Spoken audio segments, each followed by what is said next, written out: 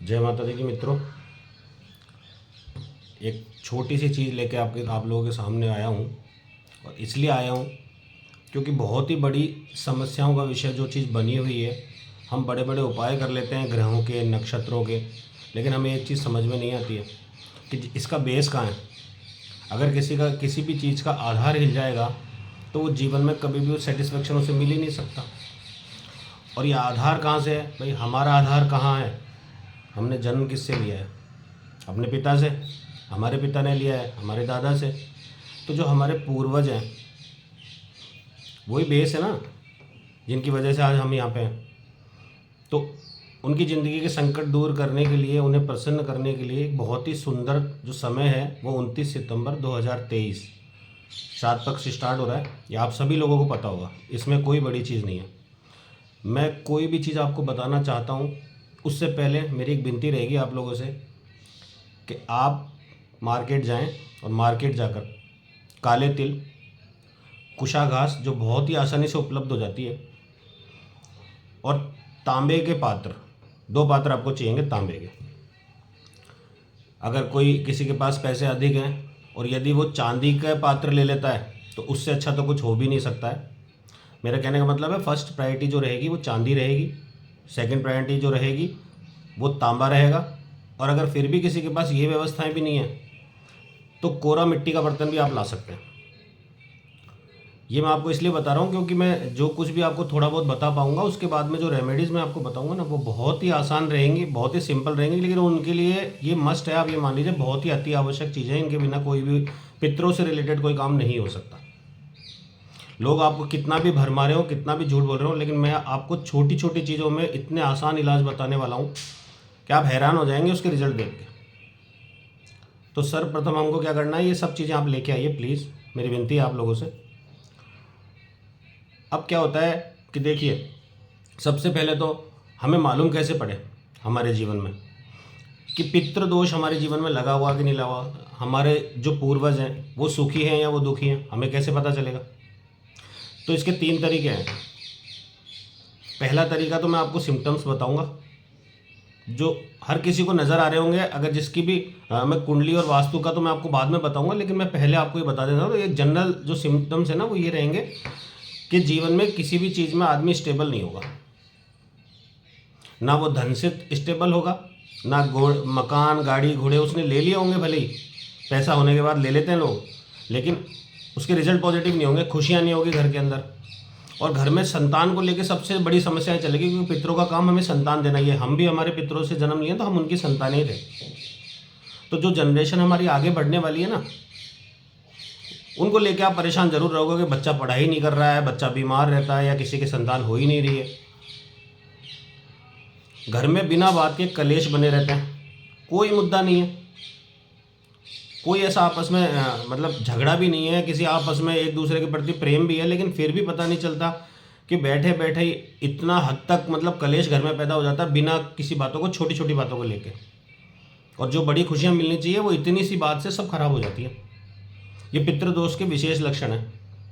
घर में बीमारी लगातार बने रहना, वो भले ही छोटी बीमारियां भी क्यों ना हो।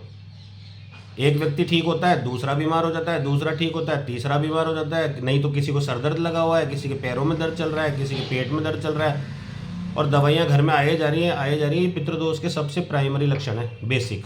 जो ज्योतिष नहीं जानता, जो वास्तु नहीं जानता, वो इन लक्षणों को देखें और पहचाने। और मैं तो यहाँ तक भी कहूँगा कि जैसे किसी को अगर जॉब से रिलेटेड समस्या भी है ना, तो वो पितृदोष उसका बहुत बड़ा कारण होता ही होता है। ये तो हो गई जनरल पहली चीज़। दूसरी चीज़ क्या होगी? दूसरी चीज़ हम देखेंगे कुंडली। अगर थोड़ा बहुत किसी को ज्ञान है और कुंडली देखना जानता है तो मैं आपको बता दूं, नवम भाव जो पिता को रूल करता है ज्योतिष के अंदर, अगर उस नवम भाव में, यानी पिता का जो कारक भाव है नवम, और मैं तो 10वें को भी मान लेता हूँ, तो 10वां भी होता है, लेकिन बेसिक तो 9वां ही है। तो 9th हाउस के अंदर अगर किसी की भी कुंडली में शनि या राहु, ये दोनों ग्रहों का प्रभाव अगर किसी भी तरीके से आ जाता है या सूर्य के साथ वो बैठ जाते हैं, तो आप डेफिनेटली मान के चलिए आपके घर में पितृदोष होगा ही होगा। अब पितरों की प्रसन्नता से पहले भाई, हमारे पूर्वज जिनसे हमारा जन्म हुआ वो हमारे पितर हो गए। और पितरों का जन्म किससे हुआ? हमारे हमारी जहाँ से हमारी जनरेशन चली आ रही है वो है हमारे कुल के देवता। तो कुल देवी माँ को भी प्रसन्न करना उतना ही आवश्यक है जितना पितरों को। ये लोग भूल जाते हैं। आप लोगों ने बरसों तक अमावस के दिन श्राद्ध पे पितरों के लिए उनके निमित्त आपने काफ़ी सारी चीज़ें उनके लिए दान पुण्य की भी दी होगी, पंडित जी को भी बुलाया होगा, आपने उनको भोजन भी कराया होगा, लेकिन उसके बाद भी घर में वही कलेश बने हुए हैं। घर में अस्थिरता है, बीमारियां नहीं जा रही है घर से, कलेश बना हुआ, शांति है ही नहीं। तो वो आपका जो किया हुआ इतना निमित्त काम जो पितरों के निमित्त आपने किया वो कहाँ जा रहा है? कुछ तो कारण होते हैं इसके पीछे के। वो कारण मैं आप लोगों को बताऊंगा कि जो गलतियां हम करते आ रहे हैं ना वो हमें अब आगे से नहीं करनी है। अब तक जो हमने किया वो कर लिया हमारी श्रद्धा अनुसार, पर पितृ बहुत ही पवित्र चीज़ें होती हैं क्योंकि ये सूर्य भगवान को रूल करती हैं। सूर्य एक प्योर एनर्जी है, प्योर फॉर्म ऑफ एनर्जी है सूर्य। जब सूर्य होता है तो कोई भी नेगेटिविटी आपके आसपास नज़र नहीं आएगी। जब सूरज उगता है तो सारा अंधकार नाश हो जाता है उसका। सूर्य भगवान सबसे प्योरिटी वाली एनर्जी है और पितरों को रूल करते ही करते हैं क्योंकि सूर्य पिता को रूल करता है और पिता से ही हमारा जन्म हुआ है। तो पहला प्लेनेट एक तो ये हो गया सूर्य। दूसरा एक प्लेनेट और है राहु, क्योंकि जहाँ पितरों का स्थान है वास्तु में, उस पर्टिकुलर जोन को, उस पर्टिकुलर स्थान को जो रूल करने वाला ग्रह है ना वो राहु है। तो सूर्य और राहु को हमको अच्छा करना ही होगा, उनकी प्रसन्नता हमें प्राप्त करनी होगी। और उसके बाद जो भी छोटी मोटी गलतियां हम करते रहें जो मैं आप लोगों को बताऊंगा उनको दूर करके आप श्राद्ध कीजिए। आप हमेशा करते हैं और इसमें कोई आपका पैसा नहीं लग रहा है। बस मेरी बातों को ध्यान से सुनिए और उनको फॉलो करके देखिए, आपको रिजल्ट बहुत ही अच्छे आएंगे, बहुत ही बेटर आएंगे। और मेरा आप सब लोगों को ये सब बताने का कारण सिर्फ इतना ही है क्योंकि पितृपक्ष साल में सिर्फ एक ही बार आता है। और जो हमारे पूर्वज जा चुके हैं, अगर उन्हें भोजन नहीं मिल रहा, उन्हें पानी नहीं मिल रहा, उनकी तृप्ति नहीं हो रही है और वो परेशान चल रहे हैं, किसी कारणवश वो कोई गलत योनियों में पड़े हुए हैं, तो उनका कल्याण कौन करेगा अगर हम नहीं करेंगे तो दो चीज़ें हो गई। कुंडली का मैंने आपको बताया, कुंडली में पितृदोष के और भी लक्षण होते हैं, लेकिन जो बिल्कुल 100% सही होता है ना, मैंने आपको वो बताया कि अगर ऐसा किसी की कुंडली में है कि सूर्य, शनि या राहु जैसे ग्रहों के साथ नवम भाव में है तो निश्चित तौर पे उसके घर में पितृदोष पाया जाएगा। अब तीसरी पे आते हैं हम। अब तीसरी चीज़ होती है वास्तु। वास्तु में हम क्या देखेंगे कि पितरों का स्थान कहाँ है? तो पितरों का स्थान होता है नैऋत्य कोण। नैऋत्य कोण का मतलब जहाँ पे साउथ की वॉल और आपके वेस्ट की वॉल मिलती है ना, वो कोना, वो नैऋत्य कोण कहलाता है। पंच तत्वों में से जो सबसे बेसिक तत्व है पृथ्वी, वो वहाँ का तत्व है। वहाँ का जो ग्रह है वो राहु है। तो अब आप देखिए अगर पितृदोष होगा तो क्या होगा? पृथ्वी हमें जीवन में स्टेबिलिटी प्रदान करती है, पृथ्वी से ज़्यादा स्थिर कुछ नहीं है। तो जीवन में से स्टेबिलिटी खत्म हो जाएगी और वो किसी भी चीज़ को लेके, एक वो जो स्थान है ना पर्टिकुलर, वो स्थान किस चीज़ का है? वहाँ पे आपकी स्किल्स का भी जोन है, आपके रिलेशनशिप का भी वो जोन है, वो स्थान है। मतलब जोन का मतलब आप ये समझ लीजिए कि उस जगह से हमारे रिलेशन जुड़े हुए हैं। हमारे जो भी हम पढ़ रहे हैं, कर रहे हैं, कुछ सीख रहे हैं या कोई भी टैलेंट हमारे अंदर है जिसको हम आगे बढ़ाना चाह रहे हैं, वो सब हमें वहीं से प्रमोट होगा, निश्चित है। ये वास्तु बोलती है। तो अब क्या होगा? अगर पितृदोष होगा तो नैऋत्य कोण खराब होगा। नैऋत्य कोण खराब होगा मतलब जीवन में जो कुछ भी आप कर रहे हो उसका पूरा फल नहीं मिलेगा आपको। बच्चे पढ़ाई तो करेंगे, मेहनत खूब कर रहे हैं, मगर वो रिजल्ट नहीं आ रहा है। घर में कोई कलेश नहीं है, पत्नी से रिलेशन खराब चल रहे हैं, माँ बाप से रिलेशन खराब चल रहे हैं, अपने एंसेस्टर्स जितने भी अपने भाई बंधु हैं, चाचा ताऊ के लड़के हैं, लड़कियां हैं, जो भी रिलेटिव हैं अपने, उनसे हमारे रिलेशन खराब चल रहे हैं। और उनसे ही नहीं, हमारे सामाजिक रिलेशन भी खराब हो रखे हैं, क्योंकि रिलेशंस को रूल करने वाली जगह है वो। अगर वो डिस्टर्ब हो गई तो रिलेशन खराब होंगे ही होंगे। अब आपको करना क्या है? सिंपल सी गणित है कि जीवन में पितृदोष का मतलब होता है अगर हम उसका निवारण कर लेते हैं तो हमारे जीवन में पृथ्वी तत्व ठीक होता है। पृथ्वी तत्व उनके आशीर्वाद से ही ठीक हो सकता है। और जब वो ठीक हो जाएगा तो जीवन में पैसे को लेके, जॉब को लेके, बिजनेस को लेके, बच्चों को लेके, सामाजिक रिलेशनों को लेके, हर चीज़ में जीवन में स्टेबिलिटी आ जाएगी। और मैंने थोड़ा बताना मैं भूल गया था, क्योंकि वहाँ का तत्व पृथ्वी है, तो आपको निश्चित तौर पे अगर आपके घर में पितृदोष है तो आप पृथ्वी से रिलेटेड चीज़ों को लेके बहुत परेशान होंगे कि मेरी ज़मीन नहीं हो रही है, मेरा घर नहीं हो रहा है, और अगर घर हो गया तो उसमें शांति नहीं है, उसमें अशांति बनी हुई है, या कोई लिटिगेशन में फंसा हुआ है, या पेरेंटल प्रॉपर्टी की कोई दिक्कत चल रही है। प्रॉपर्टी से रिलेटेड दिक्कत रहेंगी ही रहेंगी। अच्छी भली चीज़ें कर रहे हैं आप, पृथ्वी तत्व को खराब होने का मतलब मैं आपको बता दिया है। ये सब मतलब सिम्टम्स मान लीजिए आप, सिम्टम हैं और निश्चित तौर पे मिलेंगे आपको अगर पितृदोष है तो। आज अगर हम बच्चों से पूछेंगे ना हमारे, तो हमारे पिता के आगे दादा और दादा के आगे किसी का नाम उनको नहीं पता होगा। सबसे बड़ा कारण ये है पितृदोष होगा कि हमारे पितरों के बारे में जब मालूम ही नहीं है तो हम बच्चों को क्या बताएंगे, और बच्चे भी क्या, बच्चे आजकल के सुनना भी नहीं चाहते हैं। तो आप क्या करेंगे, सबसे पहले भगवान सूर्य की आराधना करनी पड़ेगी। और आराधना का मतलब मैं कोई आपको बहुत बड़े रिचुअल्स नहीं बताने वाला हूँ। आराधना का मतलब मैं बहुत बड़ी आपको ये विधि विधान मंत्र जाप और ये सब नहीं बोलूँगा। सूर्य भगवान के 21 नाम हैं, बहुत स्पेशल हैं। उन 21 नामों को करने से 1008 नामों का फल मिलता है सूर्य भगवान की ओर से। तो केवल उनका जाप कीजिए। आपको सुनाई दे रहा होगा शायद मेरे पीछे भी थोड़ी बहुत आपको अगर आवाज़ आ रही हो, तो गायत्री मंत्र चल रहा है। और गायत्री मंत्र का मतलब क्या है, गायत्री सबसे बड़ी पॉजिटिविटी का कारक है। ये सूर्य को बलवान करने के लिए सबसे उत्तम मंत्र माना गया है। अब गायत्री मंत्र आप केवल सुन ही सकते हैं, क्योंकि करने का विधान तो बहुत ही लंबा है और प्रोसेस के बिना अगर आप गायत्री मंत्र करोगे तो आपको उसके फल देखने को नहीं मिलेंगे। तो सिंपल सी रेमेडी है कि एक तो सूर्य भगवान को बलि करना है, तो एक तो सूर्य के मैं जो 21 नाम बताऊंगा आप वो कीजिए। उसके अलावा अपने पिता का थोड़ा मान सम्मान रखिए, अगर पॉसिबल है तो आप उनके चरण छुइए। और जो भी डिस्टेंस पिता से है हमारा वो सब भूल गए हैं, और पिता के चरण छुए, उनकी सेवा करें, उनकी आज्ञा का पालन करें। उससे भी काफ़ी हद तक पितृदोष शांत होगा।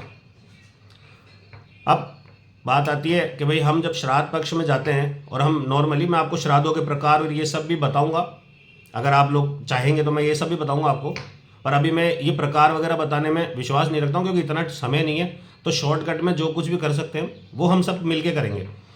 अब आप लोग श्राद्ध मना रहे हैं, जो कुछ भी आप कर रहे हैं, भाई पितरों के लिए आप पूरी व्यवस्थाएं भी कर रहे हैं, नहा धोगे। तो पितृ क्या है कि सबसे पहली चीज़ है, सूर्य को रूल करते हैं, प्योरिटी को दिखाते हैं। तो आपको कोई भी पितरों का अगर कोई भी आप कर्मकांड कर रहे हैं उनसे, उनके निमित्त, तो सबसे पहली चीज़ है कि पवित्रता का ध्यान आपको रखना होगा। आपको किचन पूरी तरीके से साफ रखनी पड़ेगी, घर पूरी तरीके से साफ रखना पड़ेगा। आपको खुद स्नान करके, ध्यान करके, भगवान का भजन करते हुए सब काम करना पड़ेगा। पितरों के निषेध जो चीज़ें हैं ना, वो ये है कि आप श्राद्ध कर रहे हो लेकिन घर में चिल्ला रहे हो, गुस्सा कर रहे हो, कलेश कर रहे हो, माथापच्ची कर रहे हो, तो इस तरीके की नहीं। और आपको हड़बड़ाहट है कि नहीं मुझे तो जॉब पे निकलना है, अगर आप हड़बड़ाहट मचाते हो तो ये शास्त्रों में निषेध है पितरों के लिए। पितर कभी उस चीज़ को ग्रहण नहीं करेंगे। यदि आप उनका एक तरफ श्राद्ध चल रहा है, दूसरी तरफ माथापच्ची चल रही है घर में, तो है तो हमारे पूर्वज ही ना, वो सुखी थोड़ी ना होंगे ये सब देख के। तो वहाँ पितृदोष क्रिएट होता ही होता है। तो अपन को क्या करना है, अपन को कुछ नहीं करना। मैंने जो चीज़ें आपको सामग्री बताई है वो लेके आनी है, शुद्ध अवस्था में रखना है। अब देखिए, रेमेडीज़ कोई बहुत बड़ी चीज़ नहीं होती है। जो भी आपको बता रहे हैं, कर रहे हैं, स्पेसिफिक रेमेडी की मैं बात नहीं करता। बाकी जनरल रेमेडी बहुत आसान है, किसी पंडित के पास आपको जाने की ज़रूरत नहीं है। इनफैक्ट मेरे पास भी आने की आवश्यकता नहीं है। बस आप मेरे जो कह रहा हूँ आप वो समझिए। यदि हमें राहु की रेमेडी करनी है, क्योंकि राहु वहाँ को रूल करता है, और राहु सांप होता है, तो आपने ज़्यादातर लोगों ने सुना होगा कि हमारे पितर सांप की योनि में चले गए। वो सांप की योनि में सबसे ज़्यादा क्यों जा रहे हैं? क्योंकि प्रभाव वहाँ राहु का ज़्यादा है। यदि आपने वहाँ पे टॉयलेट बना रखा है, यदि आपका मैं तो कहता हूँ डंपिंग की कोई भी चीज़, जैसे आपने वहाँ पे डस्टबिन रखते हो आप रेगुलर तौर पे, है ना, या अपने सीवरेज का कोई नाला जा रहा है वहाँ से, इस तरीके की अगर कोई भी एक्टिविटी वहाँ पे है तो वो डिस्टर्ब हो जाएगा आपका प्रत्युत्तर, और आपकी पितृदोष बढ़ता ही चला जाएगा, कम नहीं होगा। अब देखिए, एक शब्द मैं आपको बोलने जा रहा हूँ जिसका नाम बहुत गौर से सुनिए। उस शब्द का नाम है कूतप।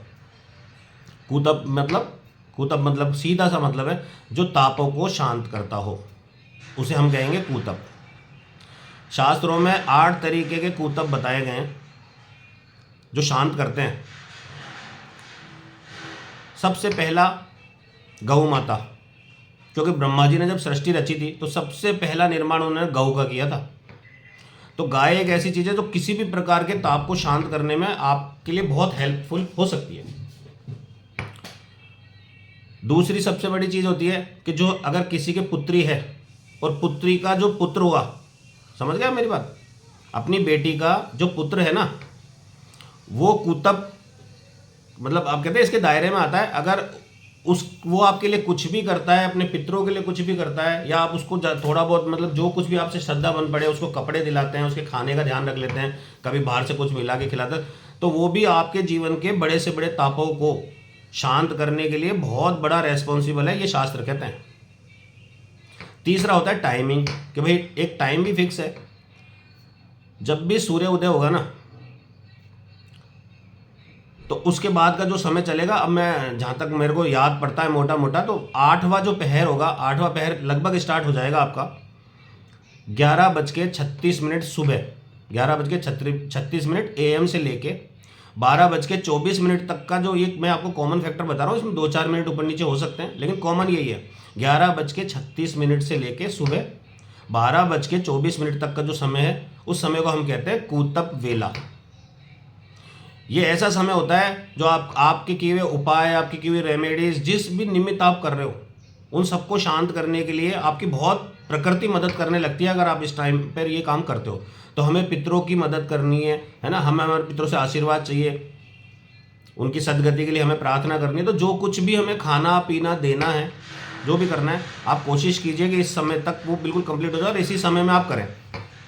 यदि कोई पंडित नहीं मिलता, क्योंकि आजकल तो पंडित जी भी पैसे के भरोसे भांग खाए बैठे रहते हैं, तो आप कुछ भी मत कीजिए, सिर्फ गौ माता को ले जाके उनके नाम से, अगर आपके पास कुछ श्राद्ध करने लायक स्थितियाँ भी नहीं है, अगर है तो बहुत ही अच्छी चीज़ है, अगर नहीं भी है तो आप केवल साफ सुथरी घास तोड़िए और इस टाइम पर ले जाकर गाय को खिला दीजिए आप पितरों के नाम से।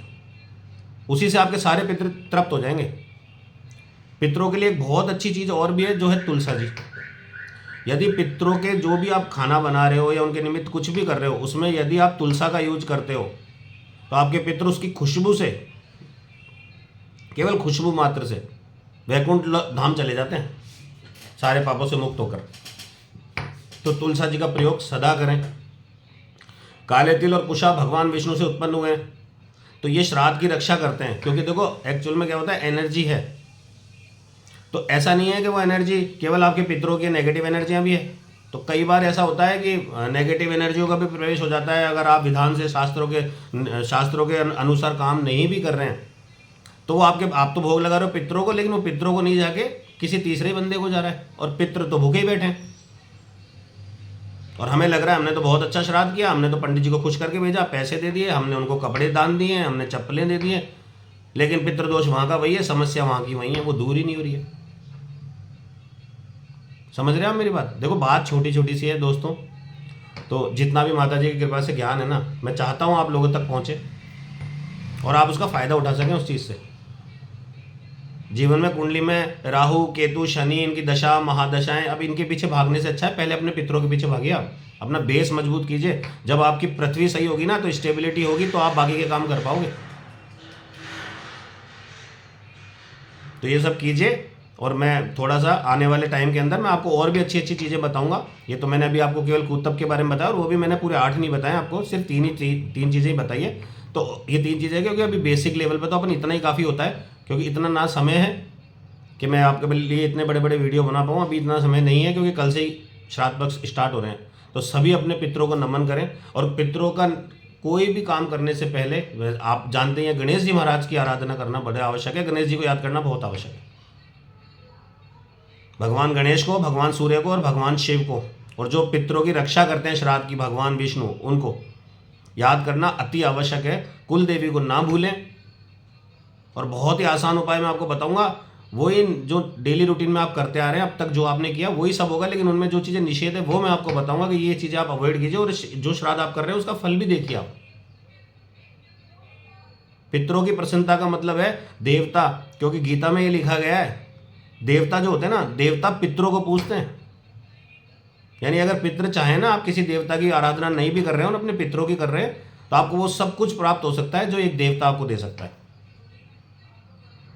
इसलिए इस समय को व्यर्थ ना जाने दें, और जो भी आपके दैनिक क्रियाकलाप हैं वो थोड़े टाइम के लिए रोक दें, और केवल अपने पितरों के बारे में सोचें कि उन्हें खाना पीना, उनकी जो तृप्ति है, उनको शांति प्रदान करना, ये सब कर्म अब आप ही के हाथ में है, क्योंकि उनके पास शरीर नहीं है। पुण्य केवल वो नहीं होता है जो आप अपने हाथों से करते हो, पुण्य वो भी होता है जो आप अपनी भावनाओं से करते हो। तो अगर आप कुछ नहीं भी कर पा रहे हो, तो कम से कम उनके प्रति श्रद्धा भाव रखें। मैंने देखा है लोग अपने पितरों को गालियाँ बक रहे हैं, हमारे दादा ऐसे थे, हमारे परदादा ऐसे थे, उन्होंने ये कर दिया, उन्होंने, अरे उन्होंने तो जो कुछ भी कर दिया, आप क्या कर रहे हो अभी? जो उन्होंने किया वो आप भी तो कर ही रहे हो ना किसी रूप में। तो आपको भी ये सब नहीं करना है, पितरों के निमित्त काम करना ही करना है, और आगे की मैं आपको बताऊंगा। तो आज के लिए बस इतना ही। जय माता दी।